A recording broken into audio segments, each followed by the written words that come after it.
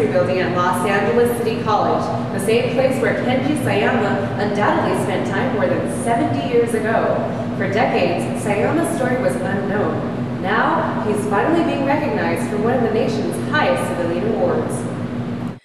This year marks the 70th anniversary of Pearl Harbor. The story of Kenji Sayama shows a different side to the wartime event. An official ceremony on November 2, 2011 at the U.S. Capitol honored Sayama with the Congressional Gold Medal. 771 other World War II veterans also received the award.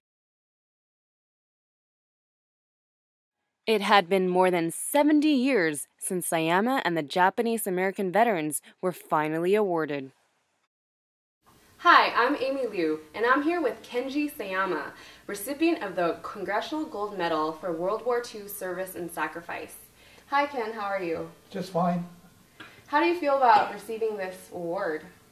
Well, it was a big surprise that I even received it, but it took about a year till it finally materialized when I first heard about it. How does it feel when you going to Washington D.C. and actually having this whole ceremony for the award? Well, it was a big event because we invited all my children and their children to come along with me, and so they were all there with me to watch this ceremony in Washington D.C.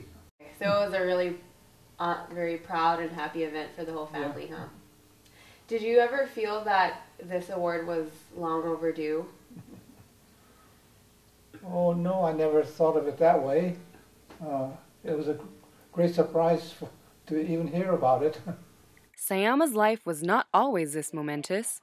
During World War II, Sayama was one of about 120,000 Japanese on the West Coast forced into internment camps. The Japanese have a feeling that they call it shikata ga nai. It couldn't be helped, you know, so you just accept it. Sayama spent 6 months at the Santa Anita racetrack and more than a year in a camp in Rohr, Arkansas. Joining the army was one way for Sayama to leave internment. Though his own country detained him, this did not stop him from serving his nation. Well, I did it voluntarily, and I knew what I was doing, and I was happy to do what I was doing. So I had no other reason for being bitter or backward about doing what I did. When he was inducted into the U.S. Army in 1944, he was sent to Fort Snelling, Minnesota.